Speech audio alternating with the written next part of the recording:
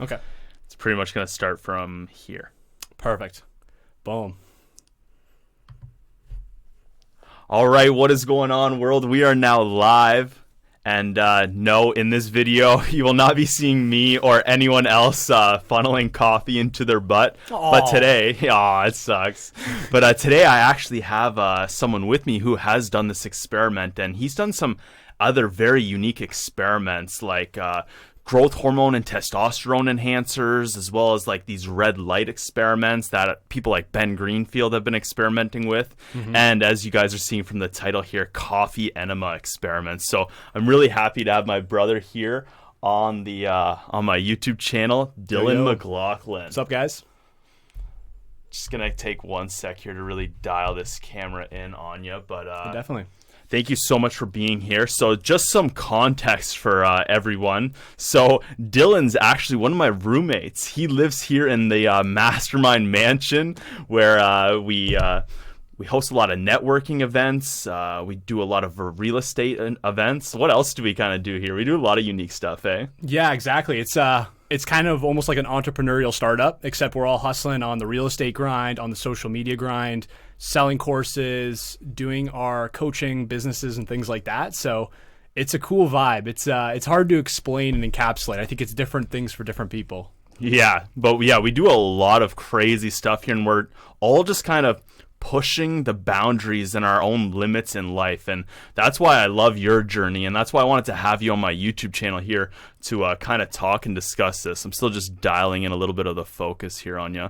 Nice. But so you're my roommate. You're living here at the mansion, and you're 26 years old, and you actually just managed to retire through real estate and being financially independent. Now, we're not going to dive into that because there's just so many other unique things that when we get in topics and we dive into discussions here that I love just chatting with you about. So if people are interested, where can they learn about all these concepts in life that, you know, at the age of 26, you managed to become retired, and now you don't have a job. You don't work for someone technically, right? Yeah, exactly. Financially independent.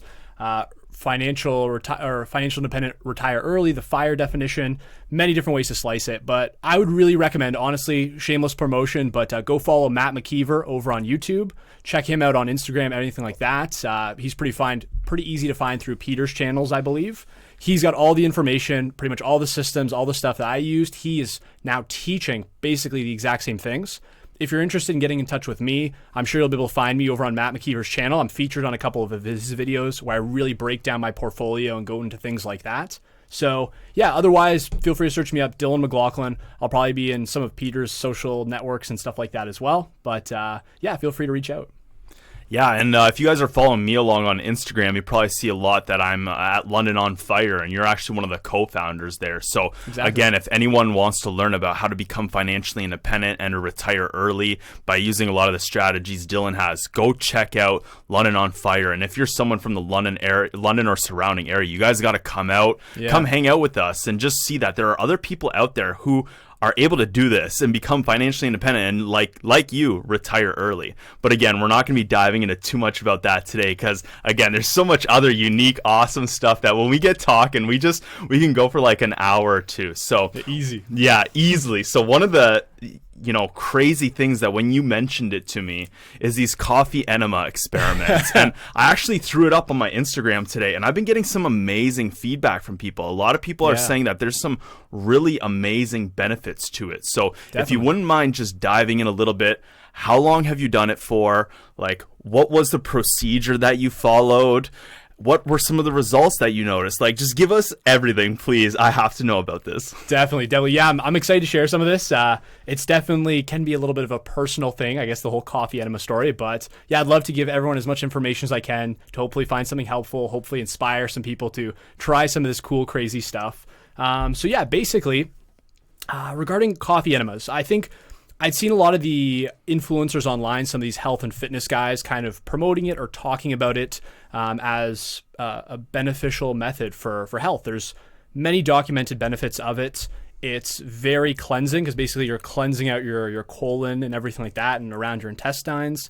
How historical is this? Like, have you done any research where you've seen, like, this goes back kind of far, I think, right? Like, enemas just in general. Yeah. I didn't do any historical research on how far back. That's a very interesting question, and I imagine it goes, I can't.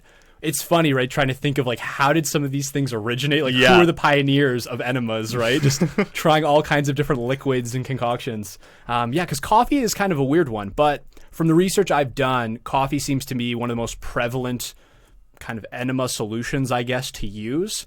And it's strange. I don't know if it's maybe because of our like humanity's love of coffee and that, but there seems to be a lot of benefits with the caffeine. The caffeine seems to be one of the key triggers because once it actually gets absorbed into your colon around that area, same way how you can use coffee beans for like a scrub for your skin, or you can use other types of caffeine to increase blood flow and blood circulation. I think that's where some of the benefits lie of using caffeine as the enema. Interesting. Mm-hmm. So how long you got some stuff here? Can you show us? What do you got? So we got the little grab bag. So I just to bring out basically how I got smells into a little bit over there. Smell-o-vision, right? No, sterilized and everything like that. So if the camera can see, this is kind of the setup I was using to do the coffee enema. So yeah, I'd heard about it, researched it online a little, and it seemed like it was one of those things that you do a little bit of research on, and some people talk about these fantastic benefits, these amazing life-changing benefits, or people getting diagnosed from holistic medicine practitioners, coffee enemas for like really heavy health complications. So, I'm always looking to optimize. I'm always looking to find cool, unique hacks to potentially improve my quality of life and do things better. So when I looked into coffee enemas, it's like, okay, there could be some really amazing side effects to this. And the downsides seem pretty low, right? You just kind of you use some coffee and then poop it out, really. That's kind of all it is. And so then the cost associated with actually getting this whole thing set up is very low. So once again, the little rig I have, it's basically a bladder, almost looks like a little thermos thing, and comes with this little nozzle and the ribbed tip for, actually, no, it's not ribbed, so don't be too scared. But the tip as well, which is important. It's super cheap. You can pick it up on Amazon.ca for like $10, $20. This one I'm using is a rubber bladder, which if you're super hardcore, then there's maybe some considerations about hot liquid leaching from like a plastic or lead. I think this is like a BPA free kind of deal. True. If you want to go all out, you got to get the metal bucket, I guess. But I like the bladder, and it was super cheap, nice and easy. So yeah, that's all you really need, like $10 to get this little bladder contraption. And why not? And then as long as you have some coffee ready to go as well too. So, and when you looked into this at all, did it say anything about the type of coffee, the kind of coffee? You got to have it ground at certain thing? Yeah, definitely. So and I might not remember perfectly when I back did the research, but people were recommending, I believe they were recommending an espresso blend or like a dark bean. So not like a light roast or a blonde roast. You got to use a dark roasted bean. Obviously, people are going to be recommending organic and all the things like that. And in terms of brewing methods, there wasn't as much specificity in that direction. It gets difficult, I think, with a lot of these holistic health and fitness kind of routines and practices, because definitely a lot of the times, too, you're going to go on somebody's blog and they're going to be like, I'm going to recommend you use my coffee because my coffee beans are the best. Yeah. My coffee beans are the only ones that you want up your butt. So they'll promote their stuff. So you have to take everything with a grain of salt. And after kind of really looking into it, I was like, okay, well, I'm sure I'll get at least 99% of the benefits, whatever coffee I use, right? It's all pretty much the same thing. So yeah. Well, I've had some people reaching out saying that like there's been some scientists that have shown that it can possibly cure cancer, and they've actually got like kicked out of the country and stuff. And I know even Dr. Rhonda Patrick right now is talking a lot about like poop transplants. Yeah. And how that like can like cure autism and stuff. So I think there's definitely something unique to this, and there's definitely stuff to this. So how many times have you done it then? Like, is it just the one time you just kind of experimented and tried it out, or did you do it for like a couple of weeks, and how often would you do it? Like, do you do it a couple times a week or daily? Like, how does that work? Yeah, I would love to just be like, I do it twice a day. I mean, if anyone's hanging out and I take a break, this is why. No. Basically, I ended up doing it, I think, 4 or 5 times. and I was kind of trying to do it once a week. I thought that would be like really cool to give it like a full experiment kind of thing. And I think I did a couple weeks in a row, and then maybe I missed a couple weeks, and then there was a convenient time or something where I was like, oh, okay, cool, I'll do one this morning, and would kind of bang one out. I guess like spoilers, we'll go ahead. Like I kind of do notice a little bit of energy from it. It is a nice feeling. It does get you feeling flushed out, feeling nice and light, feeling woken up and all that. I'll get more into the kind of effects later and all of that kind of good stuff. But yeah, so I was doing it a bit, not going full on hardcore into it. I think there's some practitioners out there that are on these crazy regimens where they're doing it every single day, or I've even seen one online, one lady's blog, she was talking about doing it twice a day. Wow. Which I can't even imagine, right? But yeah, once a week I think is actually pretty decent. And that's the thing. If we had all the time in the world, or we had all the time to dedicate to these self-care, health and fitness practices, I think, yeah, it'd be great. I would love to do it once a week. But it does get a little tricky sometimes. You know what I mean? Life comes up and there's other more important things than getting your coffee enema in. Yeah, I bet, eh? Yeah.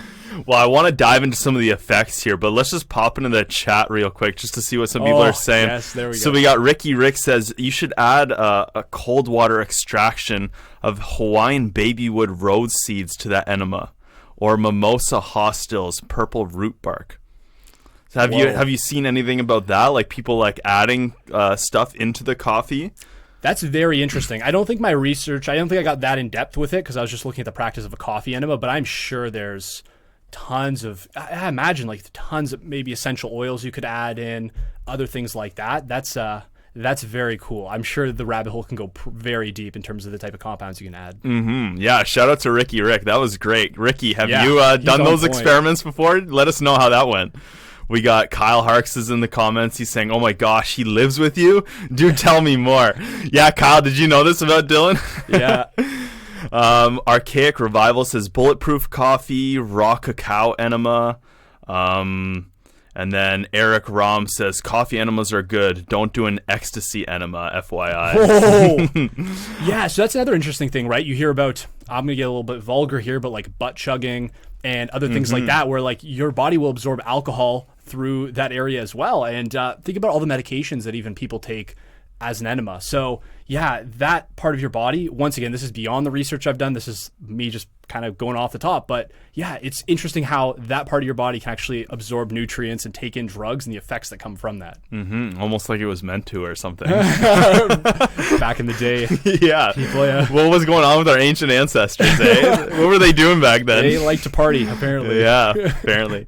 So tell us about some of the effects that you noticed then. Perfect. Yeah. So I'll try to keep it we'll see. We'll see how I'll try to keep it as scientific as possible. But yeah, basically, so should I just go through the whole? I'll go through the whole experience because I think some of the effects are actually like going through while you're doing it. And yeah, like take us through the process. So you brew up the coffee in the morning, and you're probably like, damn, like I'm gonna put this in my butt. Does that go through your mind? Exactly. Yeah. So actually, I don't know. You feel pretty like calm, ready to go, ready to do it. You know what I mean? Yeah, so usually I'm not too nervous before the act itself, but I like to do it in the morning, and I like to kind of do it on an empty stomach or like kind of fasted. Usually I'll have my morning coffee first. I kind of do fasting protocols, or I do like the bulletproof coffee in the morning. So I'm very light, not much food. And then I like to have a bowel movement before I do the enema, just because, you know what I mean, kind of try to empty out most of it before you actually use the enema, because then it's able to really get any of the last remainders is the way I kind of look at it. So interesting. Then I'm kind of all ready, all good to go. The pre-poop, yeah. So then before, I'll end up brewing up some coffee. So I was brewing around, I think, 750 milliliters, almost close to a liter, I believe, of coffee. That's a lot of Keurigs. I was getting to. Yeah, so okay, and Ricky's going to hate on me here because I was using like just Keurig K-Cups for my coffee. I was literally that lazy. Like we have loose ground and slow drip and AeroPress, but I was like, nah, I'm just going to throw a couple K-Cups in. Yeah, I think that's how the topic came up. I came downstairs one morning, you're drinking a coffee, and then you got like eight K-Cups going. I'm like, what are you doing? Yeah, exactly. That's hilarious. And so yeah, basically brew up a couple K-Cups. You get your coffee ready to go. I think it was 4 K-Cups actually, so it wasn't. I'm trying to help the environment. We're exaggerating. Well, yeah, I get it. But so I run upstairs with with your big thing of coffee, and then you want to make sure that it's lukewarm. So that's another thing. Kind of have to have the coffee chilling for a little bit, because if it's fresh out the brew and it's boiling hot coffee, right, that's going to be a bad time. I can only imagine. So let it chill for a little bit. Then basically, how are we not going to get graphic in this? So anyways, we go into, you got to find a nice clean spot to do it. One important note, and I could even be wrong on this, but according to the research I did, you're supposed to be lying on your left side. So this seems pretty important, because the way your colon is formed, when you're on your left side, it actually enables the coffee to get in and really go a little bit further in. So although there were some blogs I was reading that were saying right side, so it's kind of one of those things where I was researching a few, trying to get a good sample size of blogs to say, okay, which is the consensus, which is the best way to lie, right? Because I feel like that could have something to do with it, right? The way your anatomy's set up, right? The big coffee enema conspiracy, right or left? Right or left side, right? Or like, if you're switching sides, man, I don't know, midstream. But oh man. So then, you get ready. So I have my little bladder thing right here, and it's got a little handy clip on the bottom, so you can kind of clip like a tourniquet to keep the coffee flow from stopping. Basically, you fill this thing up, and then I would hold it with me. And so I'd be lying on my left side, and I'd have the enema bag kind of held up in my hand with the coffee in it. Then the next part, the most exciting part, is you have your nozzle, your tip here. So you have to get this basically inside you. All the way. All the way. Well, that's a big tip. It is, yeah. It's a lot bigger than you think when you're looking at it. I bet it is. So that's like a fist, bro. Right? The foreshortening in the camera. So actually, and that's almost one of the, I think, side effects of it. It's a very meditative practice. It's very mindful. You have to be very present. You have to be relaxed. You have to let go of internal resistance, so to say. So that's part. That's maybe why some people like to do it so much, right? Some people like to play basketball to meditate. Some people lift weights to meditate, right? Coffee enemas can be a deep, deep meditation. Yeah. So basically, I would get it all set up. I'd fill in the liquid. I would get the nozzle all placed and everything like that. And then is the moment of truth. And you were asking earlier if I kind of felt nervous when I was filling up the coffee. Not really, but this is the nerve-wracking part. So then basically, you got this thing all up inside you. Wait, sorry. With the tip thing, do you cover it with anything? You just slide that right in there. Do you lube it up? Yeah. So you can use coconut oil, or just use coconut oil. Other oils can work too. Spit on it a little bit. If you're a savage, I guess, right? I think I had some intimate liquid kicking around somewhere. So you know what I mean? We got that figured out. And then the next, after you get it all set up, then you're kind of lying there, you got everything ready to go. And then basically this little tourniquet, you flick it, it opens up, and then the coffee just starts to rush through. And that's the nerve-wracking part. You're like, oh my God. And you can feel it. You can kind of feel it filling up, and you can almost your stomach kind of is expanding a bit. And so that is kind of the funniest part of the whole thing. Is there any resistance, or does it just kind of flow right in there? Yeah, so at first there's no resistance. It's just it just kind of just feel goes. your stuff. Yeah, wow. It doesn't go super fast, but it flows pretty quickly at a good clip. And you're just feeling it go in, and you kind of have to relax, because that's the thing. If you clench up or you tense up, there will be some resistance kind of to it. So you have to just relax. You let it do its thing. Like I said, I was using about 750 milliliters to almost a liter, which is a decent amount of liquid. Yeah. And the practice usually calls for about 15 minutes of having the liquid inside you. So I'd set my timer for 15. I would let it kind of flush down. The only thing, though, and it was funny because whether or not I did a liter or 750, what would always seem to happen is right near the end, I'd get almost all the liquid down, but then you'd see the last little bit of liquid in the tube, and I would typically hold the bladder up as I'm lying down, so I would see this little level of liquid, and you'd have to try to relax and just let it work its way in. But then what'll happen is that your body feels that there's something inside your colon. You'll feel all filled up, right? So it'll start triggering the reflex to excrete that waste in your colon.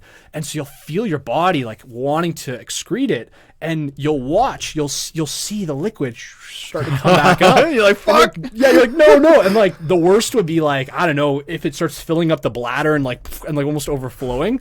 So then you got to be like really like pursed lip breathing and like counting backwards and like chilling, and then you'll see it kind of stop and then it'll start to go back in. So that's actually like the hard part about it. There was like one time where I don't know, I was maybe just feeling a little bit off or a little sick, and it was actually a bit of a struggle to like keep it in and keep it down. I don't know. I like to be like, when I do an experiment, I like it to be like good, a proper experiment. So I wouldn't want it to be like messy or be all over. Like I'm locked in for that 15 minutes. So that's kind of the trickiest part. And then you just kind of chill.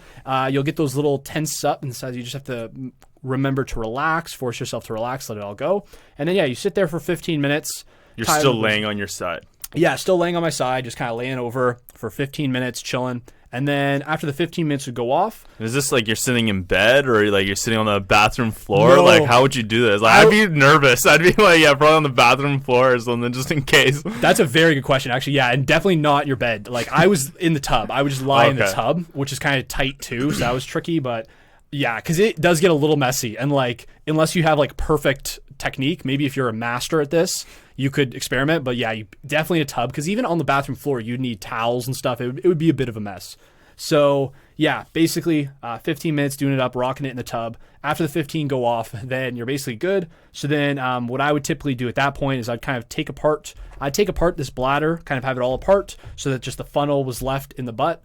And then you kind of got to like pull it back like out. And like, that's just an interesting, because it's like, right? Like, does it pop? No, it doesn't pop. It doesn't. Right? But you can imagine. And you do have that pressure too. So you almost have to like, you don't want all this liquid coming out. So you pull it out, and then basically I transition to the toilet, and luckily like make sure your toilet's nice and nearby.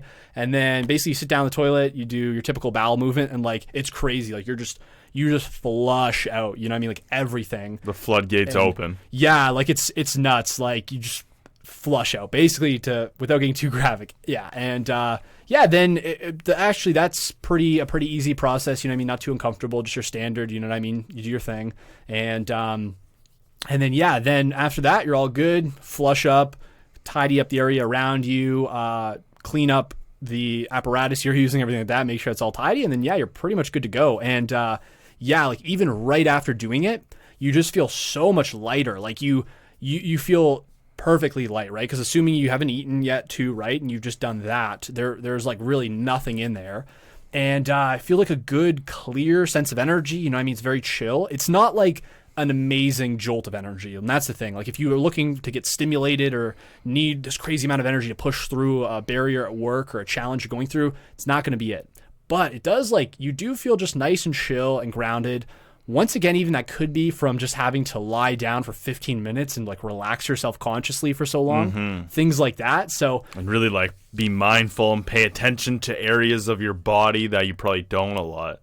I could really see that. Yeah, like very similar effects. Right. So some of those things, and even I've done it maybe 4 or 5 times. So it's every time I'm doing it, I'm still like, it's kind of new and exciting to me. So I would probably get some endorphins just from that, just from like having completed this like task. You're like, whoa. And so, but so I did notice some decent benefits in the short term, which I think is important with a lot of these practices, right? Like if you're going to be doing a 20 minute, it probably takes you about an hour because you have to prep the coffee, you have to get everything ready.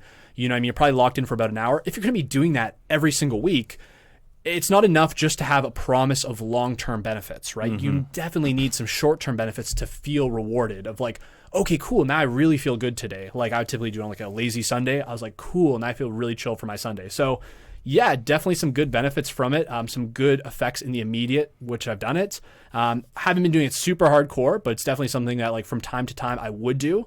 The big thing though is I would definitely recommend this to people with like digestive issues or things like that. 100%. Like it's incredible for getting that. And I think that's some of the benefits is that the caffeine, because in your colon, it ends up going deep enough. It's so close to the liver that it actually stimulates your liver production, which your liver will produce all these antioxidants like glutathione throughout your body. So I think that's where people get some of the cancer fighting benefits potentially, or potentially helping with the chemotherapy. And then, just the flushing out, like, you do have like the best bowel movement at the end, and then you're pretty much clear like all throughout the day. And even like that, the next meal you have that day. So typically I'd break my fast a little bit later on. You know what I mean? It just seems to digest so easily. Like I'm just so light. So I think like personally, I have a great digestive system. Like I can eat ridiculous amounts of food all in one sitting. I've never had really any issues with digestion. So for me, it's not necessarily something I need, but I've known people that have tons of problems with maybe irritable bowel syndrome, or maybe if they have some kind of gluten insensitivities and they eat a trigger food like that. I could see this actually being very beneficial for somebody like that. 100%. Yeah, our gut has a whole like microbial flora, and I believe at least that you can easily manipulate it by adapting yourself to certain food sources. So I could also see as well too, like to kind of kickstart that off, to kind of flush things out in certain areas and kind of like help that start going, where you're kind of manipulating the flora without having to slowly do that with food. You kind of do this crazy, introduce something big into it and then kind of like get it all out. Yeah, like a quick reset. Because that's the thing too, like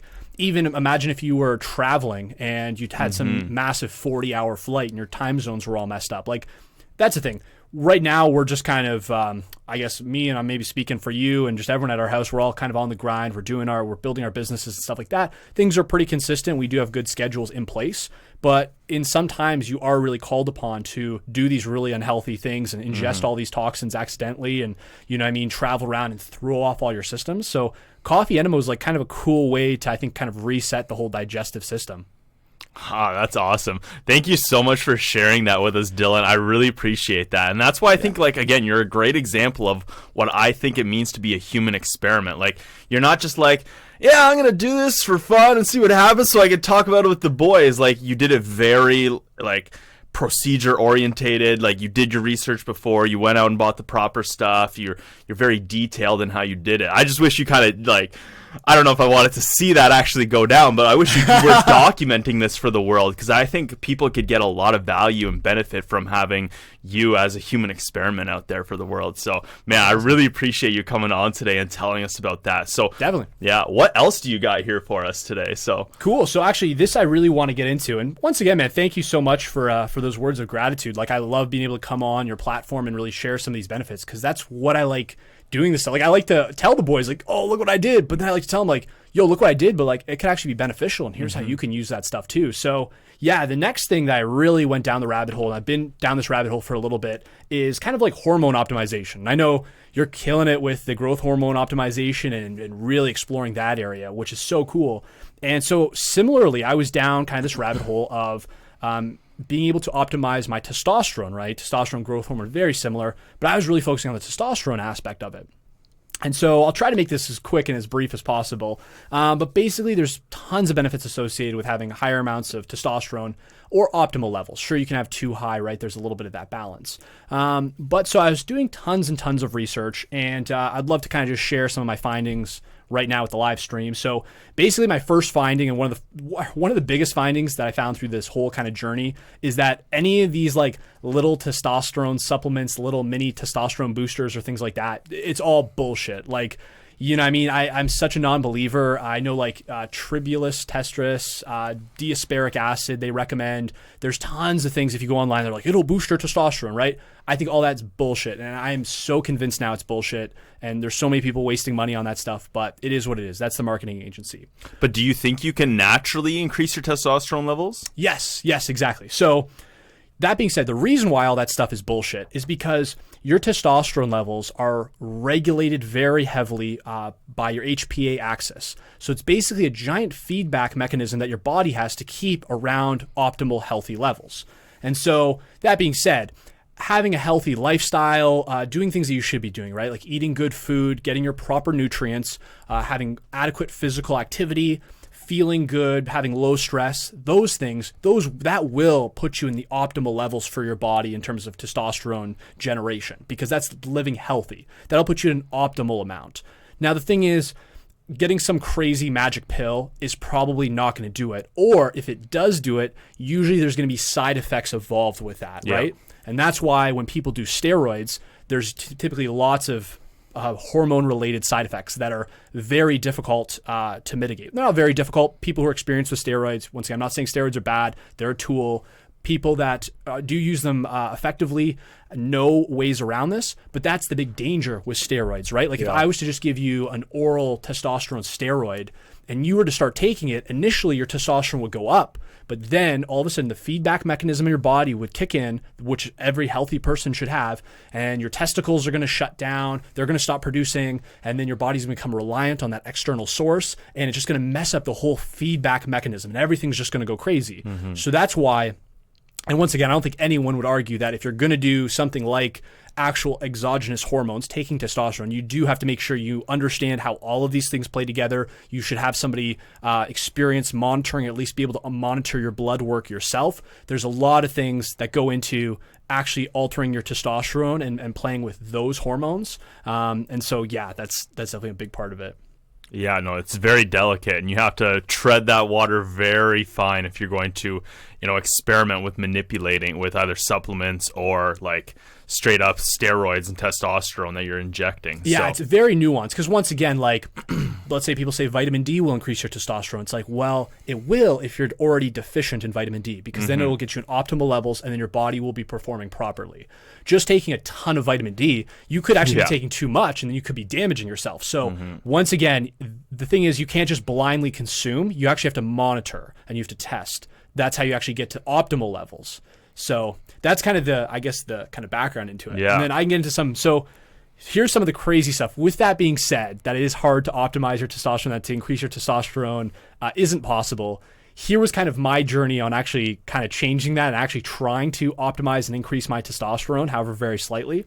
So basically, I was doing some research on it. And like I said earlier, your body has this feedback mechanism, right? The HPA axis. And basically what'll happen is if there's too much testosterone flowing around your body, then your testicles will realize this. They'll shut down because the pituitary gland in your brain will signal. It'll stop sending the signals for your testicles to work. So this whole thing will shut down. So really, to get your testosterone level up to a super physiological level, that's suicide. You should never do that. And by super physiological, I mean beyond what's kind of natural. That's what bodybuilders go to. And that's typically between the range. A healthy male is typically between, let's say, 400 to 1,000. I think an optimal male should be really kind of around like 600 to maybe like 900, and you can be a little bit healthier, higher, so maybe 1,000, 600 to 1,000.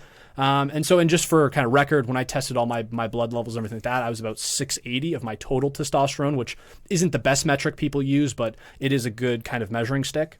So with that being said, I did want to bump my testosterone levels up a little bit. Like I said, I was at 680. I think I could still get to around like 900 and still be within like healthy human male ranges, not super physiological or anything like that. So I ended up actually stumbling upon this research chemical. I'll put it N-clomiphene citrate, I believe. You feel free to throw that up, or if you're looking at any links. You can keep talking about it. I'm just going to dial in the focus here. Perfect. Yeah, people can feel free to take a look. Now, I definitely have to unpack a lot about that specific compound and the thoughts behind that. And so basically scaling things all the way back. I want to increase my testosterone just a small amount so I'd still be in a healthy range, but I have a little bit of extra testosterone, right? Just to helps with energy, helps with building muscle, helps with motivation. Studies were finding that actually it will increase status-seeking behaviors. So that's why some people with testosterone that do steroids get like super aggressive, is because in their mind that's a status-seeking behavior. But let's say you're a businessman and you like to do that kind of stuff, you like to make money, then a status-signaling behavior might be making more money. So you might have more motivation to do that. So that's why I was kind of interested and I was kind of curious of getting into testosterone. So I was looking at this enclomiphene stuff. So what this is, it's very similar to Clomid, which if anyone on this feed knows about steroids, Clomid is a very popular post-cycle treatment drug that bodybuilders will take. I believe it was maybe originally developed as some drug for female hormones for the birth process, but bodybuilders use this very commonly for post-cycle therapy. What that means is that they'll typically do large amounts of steroids for a cycle. So maybe they'll do 10 weeks of just blasting large amounts of test into themselves. Then when their body completely shuts down at the very end of those 10 weeks, they'll start taking their post-cycle drug. And so that's what Clomid is, one that's pretty regularly used, similar to this one. And what Clomid will do is it'll start signaling the brain to produce more testosterone. And bodybuilders will take a big dose, so even though their testicles are shut down, the drug will signal their brain to start causing the testicles to produce testosterone, they keep taking the post-cycle therapy drug. It keeps signaling their testicles to produce, and then eventually they wean themselves off the post-cycle therapy drug, and their testicles keep producing the hormones. And then in theory, they're back to normal production, right? Because basically the testosterone, the steroids shut them off, and then the post-cycle therapy drug turn them back on by signaling the production of testosterone, right? So basically, that means that Clomid can be used to signal your testicles to produce testosterone, right? Trying to simplify things down. I might be making some mistakes. Once again, I'm not a doctor. This is just kind of anecdotal stuff I've researched and wanted to try around with. So before you try anything, and is Clomid like an injectable, like a steroid, or is it just kind of like a supplement that, again, for after, is to help kickstart things back up? Because the way it sounds, it is almost like a steroid. Yes, it's not necessarily steroid because it isn't a hormone. It's actually an oral that you can take. So yeah, it's a hormone. It's I wouldn't be probably exact on my description of it, and that's getting really into the weeds. But yeah, for all intents and purposes, not necessarily a steroid. So then, anyways, the enclomiphene is similar to Clomid, except it's a better version because Clomid does have a lot of side effects, and it's because there's 2 isomers of the Clomid molecule. So enclomiphene is just the testosterone version. There's a second version, zuclomiphene, and that's actually the estrogenic version. And the problem is that if you take Clomid for too long, people have bad side effects. So, and just rolling back, I know we're getting super deep in the rabbit hole. Anyone who's keeping along, following up with this, you're killing it because I'm trying to unload a lot here. So basically, there's a whole other school of steroid use that, aside from bodybuilding, that men use typically, and that's testosterone replacement therapy or hormone replacement therapy. And a lot of guys in their late 30s or 40s, like Joe Rogan, start going on this stuff to replace their hormone production, right? Because their testosterone levels reduce over time, so they need to start bringing outside hormones in order to supplement and bring themselves back up to healthy levels. Now, which is a natural thing though for men. Like yes. In our mid to late 30s, we just naturally go through that. Exactly.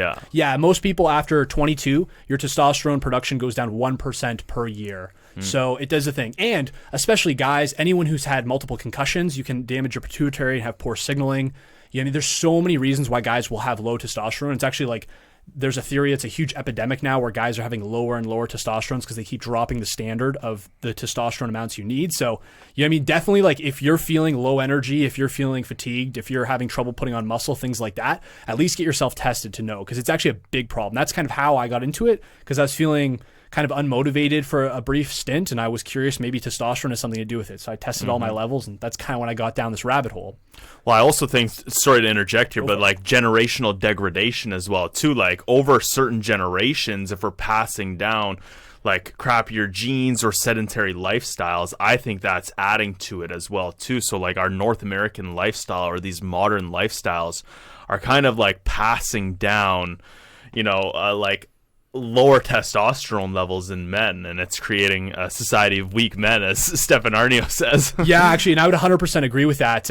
It's really interesting because they've done studies where they find that women who are on birth control, it flips the type of hormones that or the type of pheromones they're attracted to. Yeah. And once again, that gets into the concept of hypergamy and how women are sometimes more attracted when they're in a fertile phase to men that will have a certain type of DNA versus guys that will have a different type, right? When they're maybe looking for guys who are more comforting, more caregiving, that'll have lower amounts of testosterone, because testosterone has been linked to higher mating cost, because typically, once again, this is getting into more social science stuff. From what I've read, men that have higher testosterone are correlated with a higher risk of parental investment. So anyways, once again, I hope no one's watching this and taking things personally, because I find everyone always seems to do that when you're talking about hacking. People be like, well, do I need to hack myself? No, that's not what we're saying. We're just looking at science and things that we've read. So that's with that.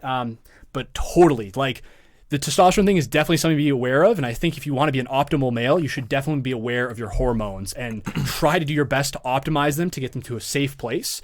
And if you can optimize them, then that's when you have to start actually looking into supplementing exogenous hormones and really making sure they're right, because at the end of the day, you have one life and it's yours, so you want to make sure you're living in an optimized way. So yeah, with that being said, anyways, I'll just kind of cut to it. I was taking this enclomiphene basically once every other day in a super small dose, in the hopes of just kind of triggering my brain to just send a signal for my body to produce a little bit more testosterone. Basically, I didn't want to produce too much where I'd start having little like warning signals and things like that, but just kind of a little kickstart every once in a while, every couple of days. And I was doing it once every other day. I know some very interesting effects with this stuff. So I will be legit. I did notice a ton of cool effects. One, I noticed when I take this very regularly, I'd wake up an hour early. So a whole hour early. So we were talking about this before. It's kind of like a little dropper that you put on your tongue. Exactly. And you do this every other night. Yes, exactly. So the nights when you took it, the next morning you'd wake up an hour early. Yes. Wow. Yeah, exactly. And I know it's like consistent. Like I measure my sleep with my Fitbit, everything like that. I keep things pretty consistent. So it was like an hour early. Like my alarm, like I'd be up an hour before my alarm even goes off. It was awesome. Wow. And I remember the first day I did it, man, I felt great that day. Like I woke up an hour early. I was motivated. I was fired up, like tons of energy. And then part of that could be even maybe a little placebo because I was all excited. I'm like, oh, like I'm looking at all this testosterone in me, like, oh, you know what I mean? You never know. But I did feel really good. And getting up an hour early, like I don't think that's placebo. And that was consistent throughout almost whenever I took it. I found that I think I started doing it almost every day, every night. But then once again, that kind of magic, that kind of really good feeling kind of wore off a little bit. And I started to notice some little weird side effects that I didn't enjoy. And not that I didn't enjoy them, but just they were kind of weird and it kind of got me a little worried. Once again, my whole point was to just slightly raise my levels, not trip any kind of warning alarms with my HPA axis. So I just wanted a slight raise. And like one thing I noticed, I was just telling Peter earlier, I was like noticing like my nipples were like a little more sensitive. Like not that they're to anybody watching, not that my nipples are super sensitive typically, but it was like I could like notice like I noticed like I'm wearing my shirt or whatever, you know what I mean? Like it'd be like I just noticed it slightly. And once again, like that could be a spillover of estrogen, which could potentially lead to gyno or man tits. So once again, I was maybe just noticing it, or maybe I was even hallucinating a little bit, but I didn't want to take any chances. I didn't want to mess around too much. So I dropped my dose. Yeah, I mean, I felt some good things. I did notice some interesting things with it. I would say like if this stuff was a little less expensive, so to get this, very difficult to get. And that's actually one of the problems that could be with it, because to find actual enclomiphene is super hard. Most of it is just Clomid that's sold as enclomiphene. So I might not even have the proper drug. I might have the shitty version I was trying to avoid anyways. And to find this, I had to go to a very special, I had to buy it in Bitcoin. Like I had to jump through all these hoops. It took forever to ship out. It was about $70 Canadian, which isn't terrible. It was a pretty big supply, but I didn't find an overwhelming benefit. I just noticed kind of some cool things. I was waking up a little bit earlier, but it wasn't like I had like amazing energy throughout the day. So yeah, at the end of the experiment, I still have a little bit left that I maybe do on occasion. You know what I mean? Like if I'm have to hit the gym, or if I'm going out, or if I have like a big thing I want to prep for and I just decide to take it. But I've kind of ran my experiment with this. Very interesting. I'm still looking into the hormone and testosterone stuff. There's interesting stuff with HGC, I believe, which is actually an injectable. So that's another thing. And then I'm also very interested in testosterone replacement therapy and all the kind of things associated with that. But yeah, that was my testosterone hacking kind of experiment. So yeah, that was really cool. See, and this is why I think it'd be like so amazing if we had something like this idea of human experiments where you're already doing this unique stuff for yourself. So if we had a way that, weekly you could join these human experiments where you're just getting your blood, hormones, your testosterone, and your brain scanned, and it's naturally going to the system as you're experimenting with this unique substance, and you're documenting all these other factors of your life, then I believe we could draw some real conclusions. Because if your testosterone did go up, I think that'd be a clear sign to be like, okay, we need to double down and test this on 10 to 20 other people, or not purposely test, but if anyone is out there who else is a human experiment who wants to, that they can be like, yeah, I'll try that out now. I'll see if it works for me, and that they could get some unique benefits by doing this experiment. So that's very interesting. And how do you pronounce it again? Enclomiphene? Enclomiphene, yeah. And man, you're 100% right. Like even finding information on this particular stuff is so difficult, so difficult. And there's a few research papers, all of them were super promising. There's a couple anecdotals I could dig up, but like this is still a research chemical at this point. Where did you hear about it? Like how did you hear about it? So I ended up. That's a good question. Bodybuilding.com forums or no? I think it was maybe like this particular one was like off of probably Reddit or YouTube. But once again, it was just mentioned, and then I'm the kind of person that I like to just go deep down the rabbit hole. So when I hear something mentioned, I pull it up, and this stuff had some research behind it. But once again, so little because it was a research chemical for a small amount of time. The thing is, there's so many men right now that are doing Clomid. They're taking Clomid. It's pretty cheap, and that's why I think it was originally developed for female fertility. So it's what's being used. But Enclomiphene is better in almost every way according to all research. So it's ridiculous that this is an actual thing. It's a research chemical. It's super hard to get.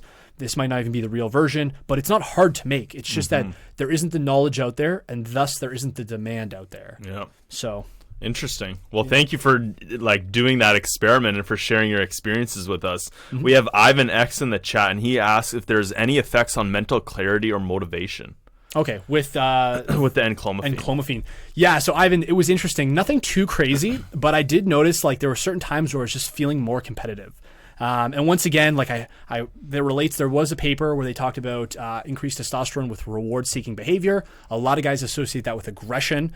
But that's the thing. I've never been an aggressive person, but I am a very competitive person. Like, you know what I mean? I'm personally competitive. I'm not going to like go out there and play dirty, but I definitely want to do the best I can. So I remember being at the time I was still working. I was working construction, and I remember like there'd be times where I'd be like, man, like I'm gonna throw this pipe up quick, like, you know what I mean? Or like I'd be installing something, and definitely sometimes I was just feeling like a love for life, right?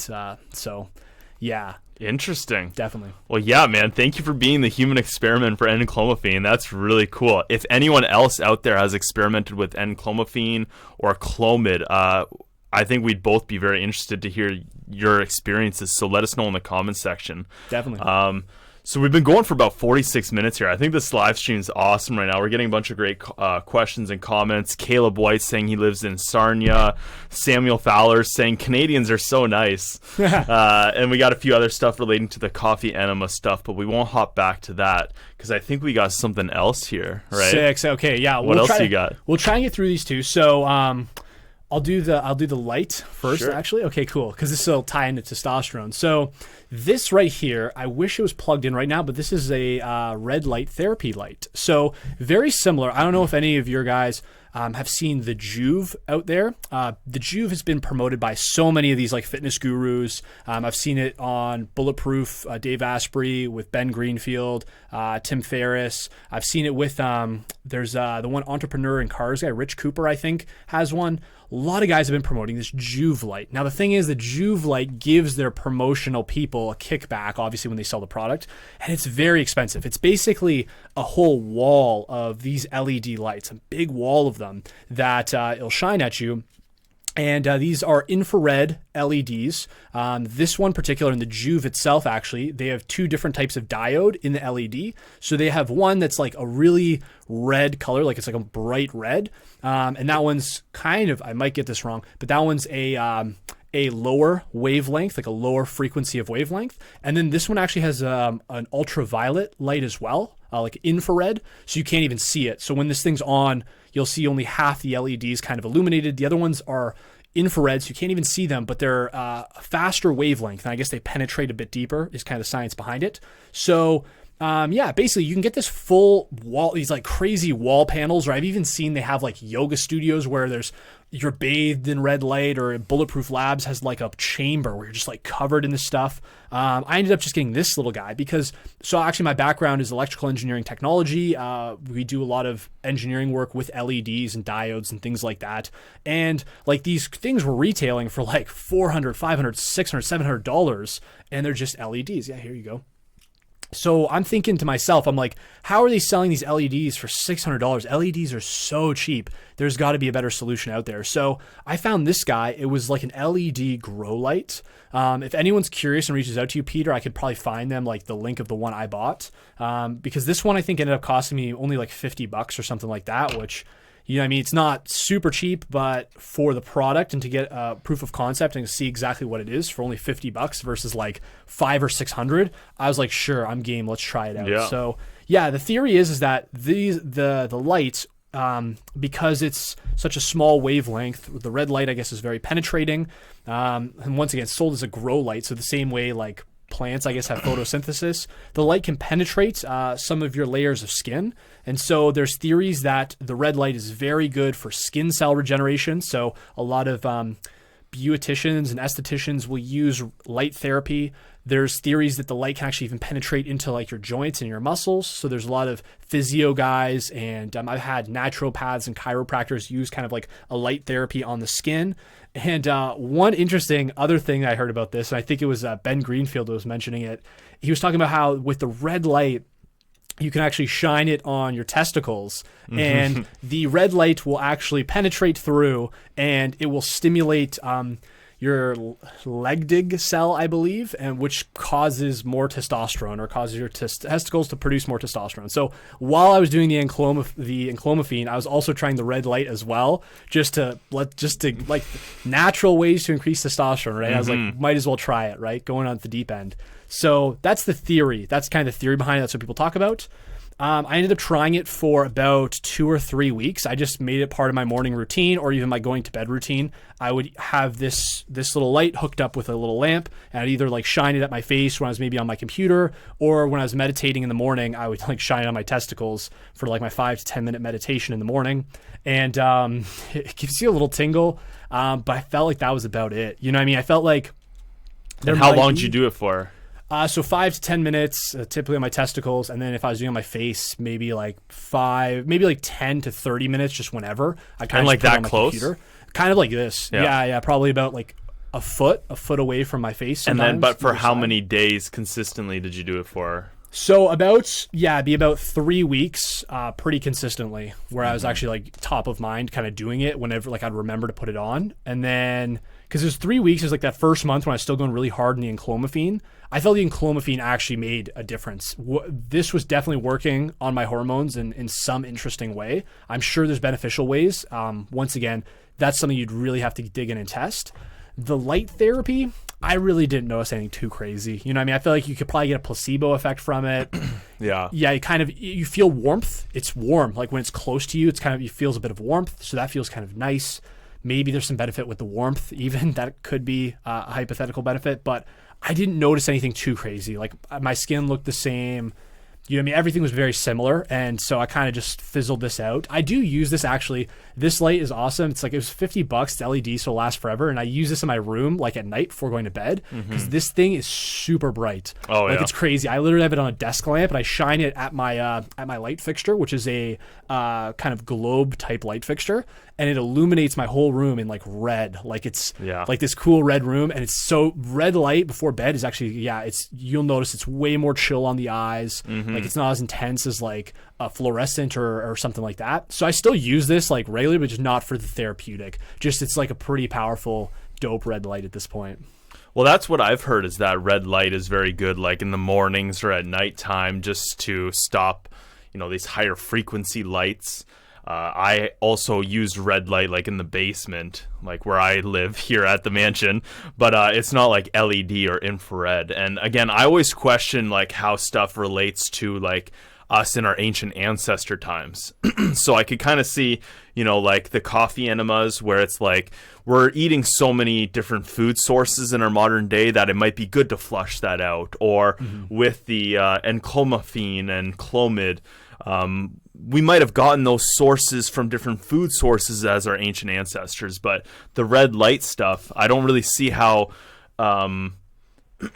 like maybe during the morning and nighttime when the sun's setting and rising, and how we're getting different frequencies of light from the sun at those times, but just in general, I don't see how like shining it on your nuts could have a huge crazy benefit. So right. It's very interesting that you didn't have any like great results. I didn't expect like anyone to be, yeah, definitely, like I can notice this kind of stuff. But yeah, I think there's something to it, like as we were both kind of saying, like at nighttime to have that, you know, different change of light, not as harsh on your eyes. That's exactly it. And that's the thing. I kind of did go down the rabbit hole a bit in terms of light therapy. There's some people online that, once again, like you're saying, just go crazy with it. They're like, you need this special type of bulb and this thing and all this craziness. And don't get me wrong. One, I'm sure there are individuals that are more sensitive to light than others. I'm sure that there's people, especially if you're in an office environment for 8, 10, 12 hours every single day and you have harsh fluorescent lights just blasting at you. You're like, yeah, you're going to notice that for sure. But really, like the big takeaways I got from that are, yeah, you want to use little artificial light if you can. You don't want to use big fluorescent bulbs. Fluorescents are like the worst. Once again, I think the big important one is just get as much natural sunlight as you can. I think within reason, like you don't want to bake outside for 8 hours or you get all burnt and everything like that, and it can cause burning. But you want to be around natural sunlight and use sunlight to help ground yourself to kind of the natural circadian rhythm. Like 20 minutes a day if you're tanning, you know what I mean? Free vitamin D, all that good stuff. So it's really coming back to these natural things. And then, yeah, so the red light you do notice. I think there is, even people have these red light or the blue blocker sunglasses. Yeah. Yeah, that stuff's awesome. And even, I think that's a practical takeaway your audience could get, like having the filters on your computer, like Flux, or I think Windows even has one where you can just, it's like night mode. You do that too, where you kind of make it like red on your screen. Yeah. Like super red.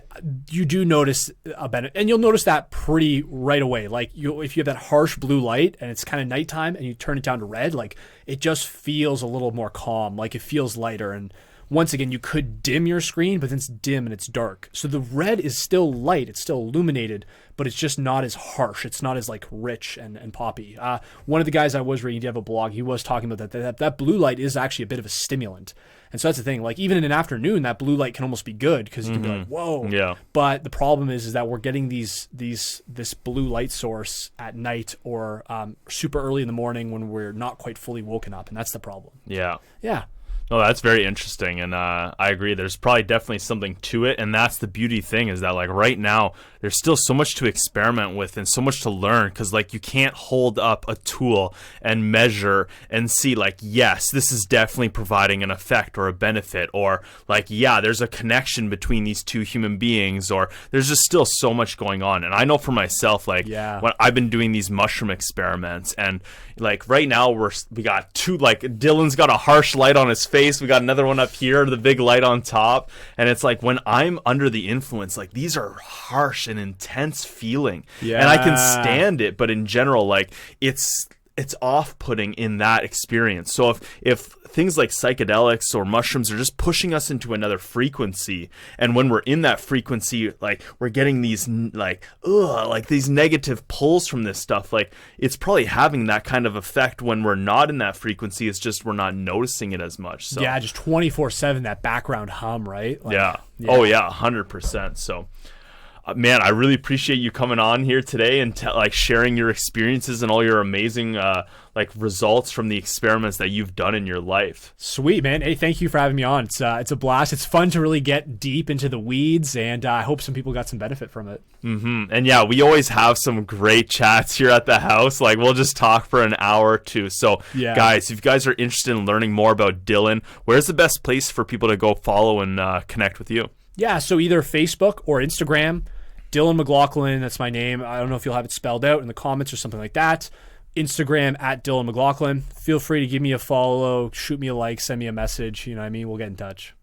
So yeah, guys, the title of this video was the coffee enema experiments. It was kind of to pull you in here, but again, I think Dylan is a great example of what it means to be a human experiment in this world. He's very detailed, he's very procedure orientated, and he lives his life to the fullest. He's always pushing his limits, he's pushing his barriers, and as I mentioned, like this motherfucker retired at the age of 26. Like you guys need to be following him along and learning from him. Like take him as a mentor and learn from him because he's got a lot of value to share with the world. And I get a lot of value just living in the same house with this guy and like feeling his energy and having these great chats. So thank you again, Dylan, for coming on my YouTube channel here and doing this with me. I really appreciate it, man. Likewise, brother. Thank you.